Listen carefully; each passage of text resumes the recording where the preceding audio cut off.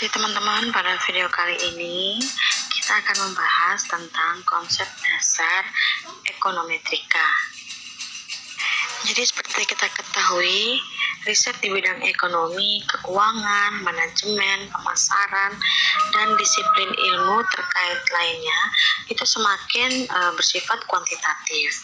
Oleh karena itu, mahasiswa pada semua jurusan, hampir di semua jurusan ekonomi itu diwajibkan untuk mengambil mata kuliah ekonometrika. Jadi secara sederhana bisa kita artikan bahwa ekonometrika itu merupakan sebuah pengukuran indikator ekonomi. Namun ekonometrika itu bukan hanya sekadar pengukuran secara kuantitatif terhadap konsep-konsep ekonomi seperti PDB atau produk domestik bruto, inflasi, import, ekspor. Namun ekonometrika juga itu bisa memiliki arti yang sangat luas, di mana secara luas ekonometrika dapat didefinisikan sebagai ilmu sosial di mana perangkat teori ekonomi, matematika, dan statistik inferensial diterapkan dalam menganalisis fenomena ekonomi. Jadi ini yang diambil dari dalam buku pengertian yang dalam buku Gujarati. Namun ada banyak juga pengertian lainnya seperti dalam Gujarati juga, dalam Samuelson dalam Gujarati juga ditemukan bahwa ekonometrika ini sebagai hasil dari suatu tinjauan tertentu tentang peran ilmu ekonomi mencakup aplikasi statistik matematik atas data ekonomi guna memberikan dukungan empiris terhadap model yang disusun berdasarkan matematika ekonomi serta memperoleh hasil berupa angka-angka. Namun secara garis besar bisa kita artikan bahwa ekonometrika itu terdiri dari 3, yaitu teori ekonomi, matematika ekonomi, dan statistika ekonomi. Jadi ekonometrika itu merupakan mata kuliah yang patut dipelajari secara persis karena ada beberapa alasan. Jadi tiga teori tadi ini, teori ekonomi, matematika, dan statistika ekonomi ini menjadi alasan kenapa kita harus belajar ekonometrika. Jadi misalnya dalam teori ekonomi kita akan membuat pernyataan atau hipotesis yang sebagian besar itu bersifat kualitatif. Contohnya teori mikroekonomi itu mengatakan bahwa dengan asumsi hal-hal lain bersifat konstan yang kita kenal dengan istilah ceteris paribus, maka kenaikan harga suatu barang atau jasa diperkirakan akan menurunkan jumlah permintaan atas barang dan jasa tersebut. Jadi teori ekonomi mendalilkan suatu hubungan yang bersifat negatif atau terbalik antara harga dan jumlah permintaan barang yang dikenal dengan istilah kita disebutnya kaidah permintaan dengan kurva yang menurun, atau secara sederhana kita sebut kaidah permintaan. Nah, akan tetapi teori itu sendiri tidak memberikan suatu ukuran dalam angka mengenai kuat lemahnya hubungan di antara kedua variabel tersebut. Jadi dalam hal lain, teori ekonomi tidak menyebutkan berapa banyak permintaan barang atau jasa yang akan naik atau akan turun sebagai akibat dari perubahan tertentu atas harga atau barang dan jasa tersebut. Oleh karena itu, ekonometrika dengan teknik analisis tertentu akan menjawab hal ini dengan memberi informasi angka numeriknya. Nah, kemudian matematika ekonomi ini juga berhubungan erat dengan bagaimana teori ekonomi dinyatakan dalam bentuk persamaan matematika tanpa melakukan verifikasi kebenaran dan dari teori tersebut. Di lain pihak, ekonometrika ingin membuktikan kebenaran teori ekonomi secara empiris. Hal ini juga berlaku untuk statistika ekonomi. Begitu pula hanya berhubungan dengan pengumpulan pengolahan dan penyajian data dalam berbagai bentuk informasi seperti tabel, diagram, grafik, dan lain sebagainya. Tetapi tujuan statistika ekonomi tidak untuk membuktikan teori ekonomi berdasarkan data yang telah dikumpulkan.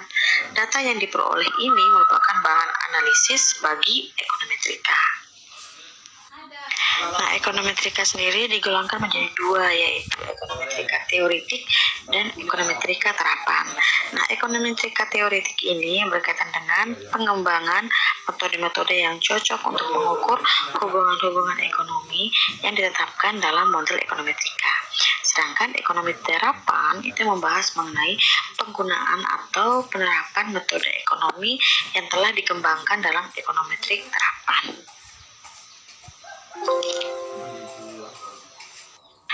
Kendati statistik matematik menyediakan banyak perangkat yang dapat digunakan bagi pengujian teori ekonomi, namun pakar ekonometrika juga sering memerlukan metodologi khusus karena sebagian besar data ekonomi itu bersifat unik, yakni bahwa data tersebut tidak selalu dihasilkan melalui suatu eksperimen data ekonomi yang terkendali ya, seperti halnya pakar di bidang meteorologi, pakar ekonometrika umumnya tergantung pada data yang tidak dapat dikendalikan secara langsung.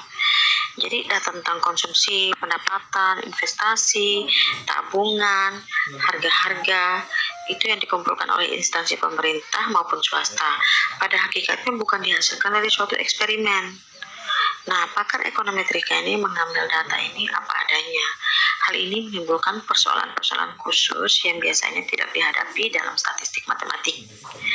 Lagi pula, data semacam itu mungkin mengandung kesalahan pengukuran atau mungkin juga pembulatan, dan pakar ekonometrika mungkin perlu mengembangkan metode analisis khusus guna mengatasi masalah kesalahan pengukuran tersebut. Nah, metodologinya itu untuk metode ekonometrika yang pertama itu kita mulai dari membuat pernyataan teori atau hipotesis. Nah, pada langkah awalnya ini kita mencari teori ekonomi yang cocok dengan topik yang ingin kita pelajari. Dalam teori ekonomi tenaga kerja, jadi ada dua hipotesis yang saling berlawanan dengan pengaruh keadaan ekonomi terhadap kesediaan orang untuk bekerja. Hipotesis tenaga kerja berkurang menyatakan bahwa apabila keadaan ekonomi memburuk yang tercermin dari naiknya angka pengangguran, banyak penganggur yang putus asa dalam mencari pekerjaan dan kemudian memilih keluar dari angkatan kerja. Sebaliknya, ada hipotesis lain lagi, yaitu hipotesis tenaga kerja bertambah. Nah, ini menyatakan bahwa apabila keadaan ekonomi memburuk, banyak tenaga kerja sekunder yang saat ini belum memasuki pasar tenaga kerja, contohnya ibu rumah tangga, terus pelajar juga bisa, mungkin memutuskan untuk masuk ke dalam angkatan kerja seandainya pencari nafkah di keluarga tersebut kehilangan pekerjaannya. Jadi sering kita temukan ada ibu rumah tangga yang jualan online, ada mahasiswa bahkan pelajar sudah aktif untuk jadi penjual. Nah, kendati pekerjaan yang didapat oleh tenaga kerja tersebut ini berupah rendah, penghasilannya dapat menutupi sebagian pendapatan yang hilang dari pencari nafkah utamanya. Jadi misalnya bapak keluarga menganggur, maka ibu rumah tangga yang dulunya itu tergolong dengan bukan mencari angkatan kerja terpaksa harus melakukan pekerjaan seperti jualan online gitu ya. Apakah kemudian tingkat partisipasi angkatan kerja menjadi bertambah atau berkurang? Jadi itu akan tergantung pada kekuatan relatif antara efek tenaga kerja bertambah dan efek tenaga kerja berkurang. Bila efek tenaga kerja tadi bertambah atau hipotesis tenaga kerja tadi bertambah lebih dominan, maka tingkat partisipasi angkatan kerja akan meningkat kendati pun angka pengangguran tinggi. Sebaliknya, jika efek tenaga kerja berkurang lebih dominan, maka tingkat partisipasi angkatan kerja akan menurun. Nah, bagaimana kita dapat menyelidiki hal ini? Nah, inilah yang akan sekarang kita pelajari dan kita menjadi pertanyaan empiris untuk kita. Nah, untuk keperluan untuk menjawab pertanyaan empiris tadi, maka kita memerlukan informasi kuantitatif. Nah, informasi yang kita butuhkan itu yang pastinya data yang akan menjawab tentang pengaruh relatif tadi. Nah, ada dua variabel yang akan kita ambil, yaitu angka pengangguran dan tingkat partisipasi angkatan kerja. Nah, data yang akan kita gunakan ini juga ada berbagai macam jenis data. Nanti akan kita bahas berikutnya. Langkah berikutnya adalah menentukan model matematis dari teori tersebut. Nah, untuk mengetahui pengaruh angka pengangguran terhadap tingkat partisipasi angkatan kerja, maka hal pertama yang perlu dilakukan adalah kita menggambarkan kedua variabel tersebut dalam bentuk diagram pencar atau scatter diagram. Diagram pencar tersebut itu bermanfaat untuk memperlihatkan bahwa bagaimana korelasi antara tingkat partisipasi angkatan kerja itu berkorelasi negatif dengan angka pengangguran, yang kemungkinan menyiratkan bahwa efek tenaga kerja berkurang lebih besar daripada efek tenaga kerja bertambah sebagai tafsiran awal.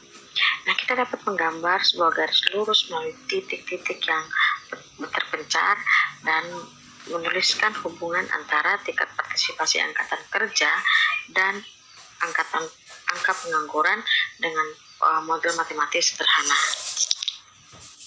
Persamaan ini menunjukkan bahwa tingkat partisipasi angkatan kerja itu berkorelasi linear dengan angka pengangguran. Beta 1 dan beta 2 itu disebut sebagai parameter dari fungsi linear, di mana beta 1 itu disebut juga dengan titik potong yang menyatakan besarnya nilai tingkat partisipasi angkatan kerja bila mana angka pengangguran sebesar 0. Sedangkan beta 2 disebut sebagai kemiringan atau slope, yang kemiringan tersebut mengukur tingkat perubahan tingkat partisipasi angkatan kerja untuk setiap 1 unit perubahan angka pengangguran. Atau secara lebih umum dapat dikatakan bahwa kemiringan atau lereng mengukur tingkat perubahan nilai variabel di sisi kiri bersamaan untuk setiap unit perubahan nilai variabel di sisi kanan bersamaan. Koefisien kemiringan beta 2 ini dapat bernilai positif apabila hipotesis tenaga kerja atau efek tenaga kerja bertambah lebih besar daripada efek tenaga kerja berkurang, atau negatif apabila efek tenaga kerja berkurang lebih besar daripada efek tenaga kerja bertambah. Jadi kalau kita perhatikan scatter di atas ini, nah ini merupakan tingkat partisipasi angkatan kerja dan ini merupakan angka pengangguran. Nah, berdasarkan scatter di atas ini bisa kita lihat bahwa kedua variabel tersebut berkorelasi secara terbalik atau negatif.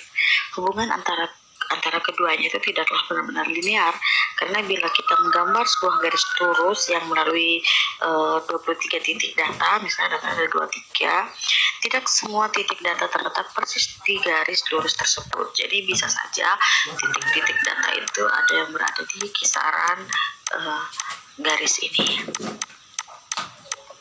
sekitar ini. Jadi tidak serta-merta berada atau sejajar dengan garis scatter ini. Nah, perlu kita ingat bahwa untuk menggambar sebuah garis lurus, kita hanya memerlukan 2 titik saja. Mengapa kita ke 23 titik data tersebut tidak persis berada di garis lurus? Kita hanya yang dinyatakan dalam model matematis seperti yang kita lihat, yaitu tingkat partisipasi angkatan kerja sama dengan beta 1 tambah beta 2 angka pengangguran. Jadi kita harus ingat bahwa data kita tentang angka tenaga kerja atau angkatan kerja dan pengangguran itu tidak dihimpun berdasarkan percobaan. Jadi sebagaimana telah dinyatakan sebelumnya, di samping hipotesis tenaga kerja bertambah dan tenaga kerja berkurang, barangkali ada faktor-faktor lain lagi yang mempengaruhi keputusan orang untuk masuk ke dalam angkatan kerja. Sebagai akibatnya, hubungan yang teramati antara tingkat partisipasi angkatan kerja dan angka pengangguran mungkin tidak tepat. Nah, untuk memasukkan pengaruh semua variabel lain, maka itu kita akan sebut dengan membuat model baru, yaitu memasukkan model ekonometrika, menentukan model statistik atau ekonometrik dari teori tersebut. Jadi itulah gunanya manfaat ekonometrika gitu, bahwa kita melihat bahwa ada faktor-faktor lain lagi yang bisa mempengaruhi tingkat partisipasi angkatan kerja selain angka pengangguran. Nah, biasanya untuk memasukkan pengaruh semua variabel lain itu kita simbolkan dengan variabel mu, sehingga kita tambahkan di sini tambah mu. Nah, di mana mu ini menyatakan faktor kesalahan acak atau sederhana disebut dengan gangguan acak. Variabel mu ini mewakili semua faktor selain angka pengangguran yang mempengaruhi tingkat partisipasi angkatan kerja, tetapi tidak ditunjukkan secara eksplisit di dalam model. Jadi misalnya ada variabel lain yang bisa mempengaruhi meningkatnya tingkat partisipasi angkatan kerja, misalnya hobi, atau mungkin selera seseorang, atau mungkin ada faktor lain misalnya untuk membayar utang, lain utang akhirnya mempengaruhi seseorang untuk mau berjualan online. Variabel gangguan acak inilah yang membedakan ekonometrika dari matematika ekonomi murni. Nah, salah satu contoh model statistik atau empiris atau ekonometri, lebih tepatnya persamaan yang ini ya. Persamaan ini merupakan salah satu contoh dari apa yang disebut model regresi linear. Nah, menjadi topik utama hari ini yaitu model semacam ini merupakan variabel yang terletak di beberapa variabel, yaitu variabel yang terletak di sisi kiri dan variabel yang terletak di sisi kanan. Variabel yang terletak di sisi kiri, persamaan ini disebut dengan variabel tak bebas atau dependent variable. Nah, variabel yang terletak sebelah kanan itu dinamakan dengan variabel yang bersifat menjelaskan atau explanatory variable, atau kita sebut juga dengan variabel bebas yang sering juga disebut dengan independent variable. Dalam analisis regresi linear, sasaran utama kita adalah menjelaskan perilaku suatu variabel, yakni variabel yang tak bebas tadi atau variabel dependent, sehubungan dengan perilaku satu atau lebih variabel lain, dalam hal ini variabel bebas atau variabel independen, dengan memperhitungkan fakta bahwa hubungan antara semua variabel tersebut bersifat tidak pasti.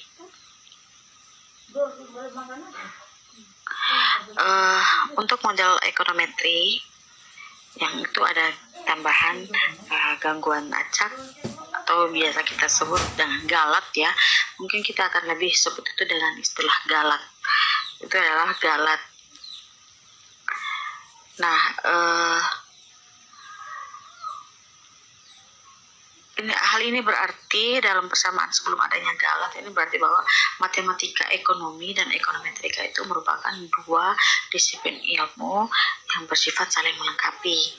Jadi kalau matematika tadi tidak menampilkan galat karena memang hanya mematematikakan teori yang ada gitu. Kemudian di dalam teori ekonometri kita menambahkan galat. Kenapa? Karena kita melihat bahwa ada faktor lain lagi yang dapat mempengaruhi tingkat partisipasi angkatan kerja, di mana data yang kita peroleh itu, data awal itu tuh adalah data yang tidak dilakukan dengan sebuah percobaan, sehingga kita bisa mengantisipasi atau bisa melihat lain lagi bahwa ternyata ada variabel-variabel lain yang bisa mempengaruhi tingkat partisipasi angkatan kerja selain angka pengangguran. Nah, untuk lebih jauh lagi, kita juga perlu mengingat bahwa ada hubungan yang namanya hubungan sebab akibat. Di dalam model regresi itu kita nyatakan bahwa tingkat partisipasi angkatan kerja adalah variabel yang tak bebas, sedangkan angka pengangguran adalah variabel bebas atau variabel yang bersifat menjelaskan. Apakah hal ini merupakan hubungan antar variabel tersebut memiliki hubungan sebab akibat? Nah, dalam hal ini, apakah angka pengangguran itu merupakan faktor penyebab, sedangkan tingkat partisipasi angkatan kerja merupakan faktor akibat. Dengan kata lain, apakah regresi menyiratkan adanya hubungan sebab akibat? Nah, tidak perlu demikian keadaannya. Suatu hubungan statistik itu betapapun kuat dan meyakinkan tidak dapat menentukan hubungan sebab akibat. Jadi gagasan tentang hubungan sebab akibat itu tentulah berasal dari luar ilmu statistik, yaitu pada intinya berasal dari beberapa teori yang ada. Contohnya kita teori ekonomi. Hipotesis tenaga kerja berkurang yang menentukan ada tidaknya hubungan sebab akibat antara variabel tak bebas dan variabel bebas. Jika hubungan sebab akibat tidak dapat ditentukan, maka lebih tepat bila kita menyebut hubungan atau sebagai prediktif atau sebagai hubungan prediktif berdasarkan nilai angka pengangguran tertentu. Dapatkah kita memprediksi besarnya tingkat partisipasi angkatan kerja? Langkah berikutnya adalah menaksir parameter dari model ekonometri yang sudah dipilih. Nah, parameter bagaimana cara kita menentukan taksiran? Nah, untuk menentukan parameter kita menggunakan taksiran. Nah, bagaimana cara kita memperoleh angka-angka taksiran untuk kedua parameter ini, yaitu parameter beta 1 dan beta 2, maka kita akan menggunakan OLS atau Ordinary Least Square atau bahasa Indonesia adalah metode kuadrat terkecil biasa atau metode kuadrat terkecil. Nah, nanti untuk gambaran datanya akan kita tuliskan di video selanjutnya ya. Jadi ini hanya cuman gambaran datanya. Nah, untuk taksirannya di sini kita menaksir bahwa beta 1-nya adalah 69,99 dan beta 2-nya adalah minus 0,65. Nah, untuk menyambalkan persamaan kita ini adalah sebuah taksiran, maka kita akan menggunakan topi. Topi ini bisa dilambangkan bahwa persamaan ini merupakan taksiran.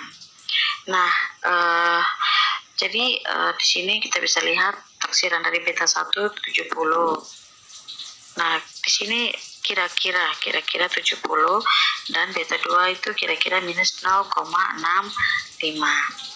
Nah, jika angka pengangguran meningkat sebesar 1 unit, yakni 1%, maka ceteris paribus atau tingkat partisipasi angkatan kerja diperkirakan akan menurun rata-rata sekitar 0,65%. Angkatan kerja sebesar rata-rata 0,65% yang barangkali menunjukkan bahwa efek tenaga kerja berkurang lebih dominan. Kita mengatakan secara rata-rata karena keberadaan variabel galat itu sebagaimana yang telah kita sebutkan sebelumnya membuat hubungan antara tingkat partisipasi angkatan kerja dan angka pengangguran menjadi tidak begitu tepat. Sedangkan nilai 69,99 ini maksudnya adalah nilai sebesar 69,99 menunjukkan bahwa nilai rata-rata tingkat partisipasi angkatan kerja akan sebesar kira-kira 69,99% apabila angka pengangguran sebesar 0. Nah, dalam hal ini sekitar 69,99% penduduk sipil usia kerja akan memasuki angkatan kerja apabila angka pengangguran sebesar 0 atau yang disebut kondisi kesempatan kerja penuh atau full employment. Langkah berikutnya adalah memeriksa kecocokan model atau pengujian spesifikasi model. Jadi kita mau melihat seberapa cocokkah model kita yang sudah kita buat. Memang benar bahwa orang akan mempertimbangkan kondisi pasar tenaga kerja itu yang diukur dengan angka pengangguran sebelum memasuki pasar tenaga kerja. Jadi contohnya pada tahun 82, di mana pada tahun tersebut terjadi resesi. Jadi angka pengangguran sipil di Amerika Serikat itu mencapai sekitar 9,7%. Bandingkan dengan angka pengangguran pada tahun 2001 yang hanya sebesar 4,8%. Nah, orang mungkin lebih tidak tertarik masuk ke dalam pasar tenaga kerja pada saat angka pengangguran mencapai 9% dibandingkan pada waktu angka pengangguran sebesar 5%. Akan tetapi, ada faktor-faktor lain yang juga berpengaruh terhadap keputusan seseorang untuk masuk ke dalam angkatan kerja. Contohnya, tingkat upah atau pendapatan per jam yang berlaku di pasar tenaga kerja juga merupakan variabel penentu yang penting. Setidaknya dalam jangka pendek, tingkat upah yang lebih tinggi dapat menarik lebih banyak pekerja ke dalam pasar tenaga kerja dengan asumsi bahwa semua hal lain tidak berubah atau ceteris paribus. Nah, untuk mengetahui bobot dari variabel tersebut, kita juga akan menggunakan data tentang rata-rata pendapatan real per jam, di mana pendapatan real itu dihitung berdasarkan harga konstan pada tahun 1982. Nah, ini persamaannya seperti yang ini. Tingkat partisipasi angkatan kerja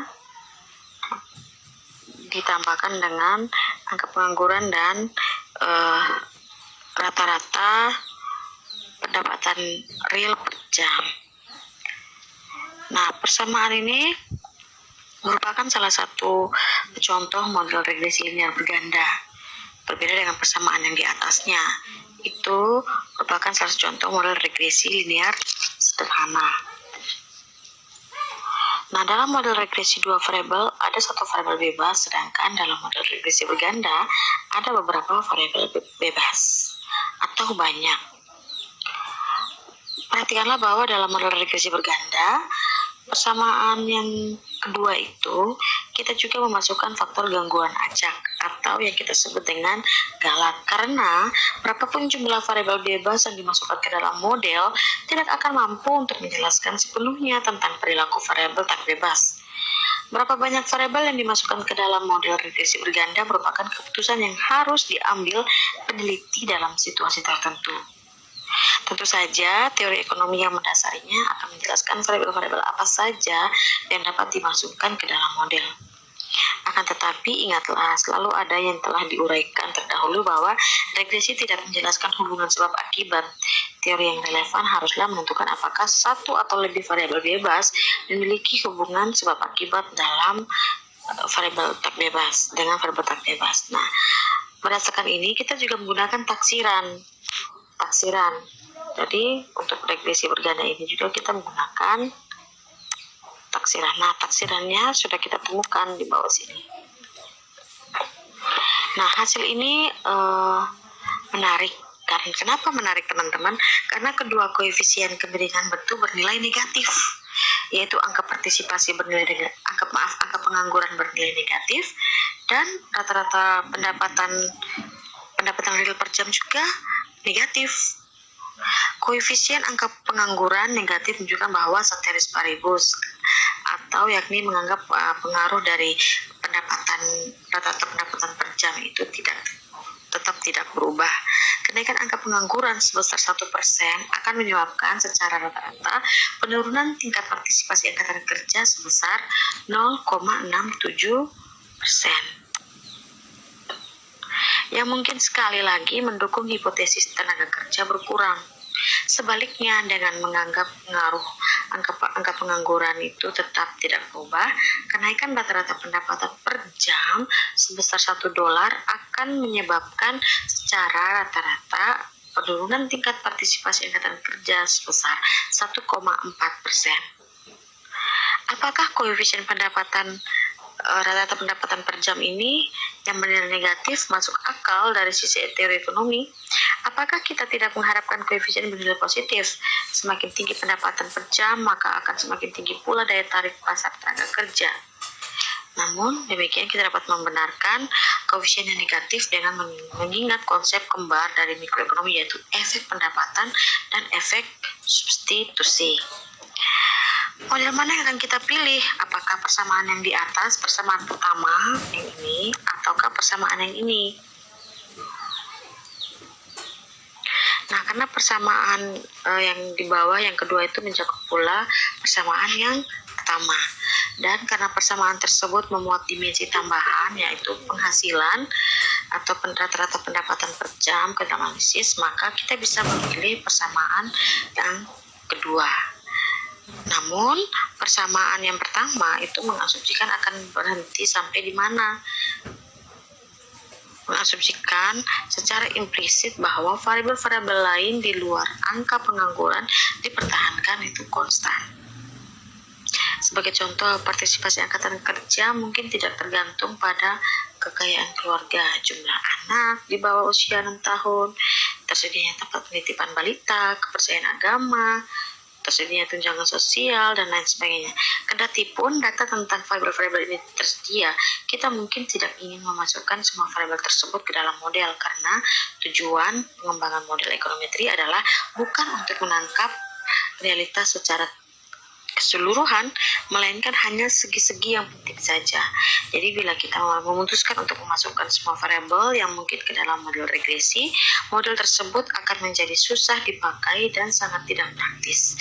Model yang akhirnya dipilih haruslah merupakan replika yang cukup masuk akal dari realitas yang sesungguhnya sekali lagi harus masuk akal. Nah, kita akan membahas masalah ini lebih lanjut dan kita akan mengetahui sampai sejauh mana kita dapat mengembangkan sebuah model. Setelah memeriksa kecocokan model, maka berikutnya adalah menguji hipotesis yang dihasilkan dari model. Jadi kita melihat bahwa apakah hasil yang kita dapatkan ini sudah sesuai dengan hipotesis yang kita lakukan sejak awal, yaitu membuat pernyataan teori atau hipotesis. Kemudian langkah berikutnya adalah menggunakan model untuk melakukan prediksi atau peramalan.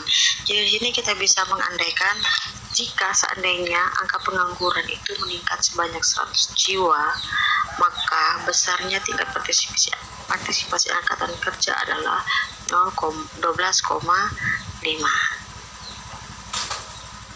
Jadi, meskipun kita mengkaji metodologi ekonometri dengan menggunakan contoh dari ilmu ekonomi, seperti ini kita gunakan contoh tenaga kerja.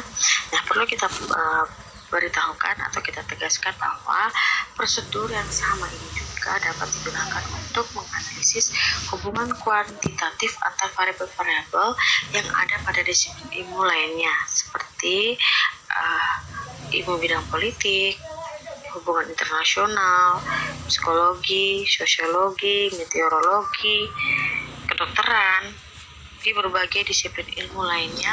Kita juga menggunakan analisis regresi untuk menganalisis hubungan kuantitatif antar variabel yang sesuai pada disiplin ilmu masing-masing.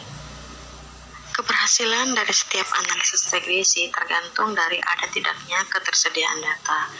Oleh karena itu, kita akan membahas tentang sifat, sumber, dan keterbatasan data yang dijumpai dalam pengumpulan data. Nah, data itu sendiri, dari proses pengumpulan data dibagi menjadi data sekunder dan data primer. Nah, untuk data primer itu adalah data yang diperoleh secara langsung dari objek, baik melalui metode wawancara, kuesioner, telepon, dan sebagainya. Sedangkan data sekunder adalah data yang kita peroleh dari sumber kedua, dan biasanya data ini sudah siap pakai. Nah, data sekunder ini mudah kita dapatkan dan tersebar luas di berbagai sumber. Data-data ekonomi yang dikeluarkan pemerintah, baik dari Badan Pusat Statistik maupun data dari Bank Indonesia, itu sudah tersedia lengkap. Begitu pula data-data bisnis juga sudah relatif tersedia seiring dengan banyaknya perusahaan yang sudah go public ya, semuanya serba online. Nah, dengan berkembangnya data elektronik itu maka kita bisa lebih mudah untuk mendapatkan data dengan mengakses data melalui internet. Misalnya data-data ekonomi yang bisa diakses melalui situs Bank Indonesia. Itu bisa kita klik www.bi.go.id.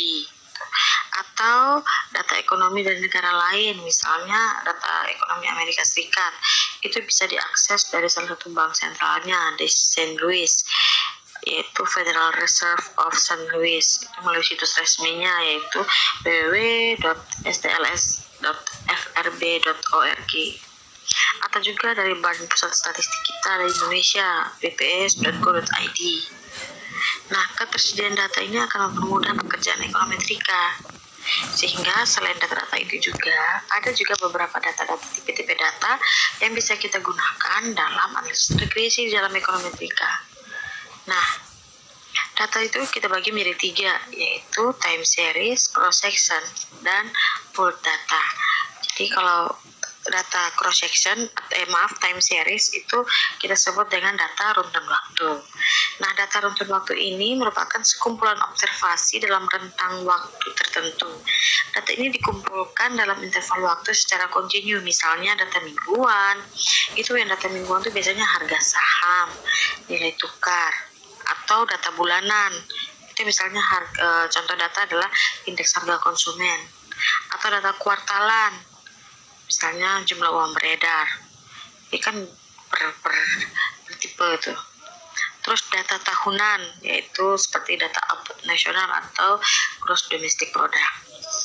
Nah, sebagian besar studi ekonometrika dengan regresi itu menggunakan data time series, sehingga akhir-akhir ini tuh sering berkembang ekonometrika tuh khusus menganalisis data time series, dikenal tuh ekonometrika time series. Nah, berikutnya lagi yaitu data cross section. Nah, data cross section ini bahasa lainnya adalah data antar tempat atau ruang.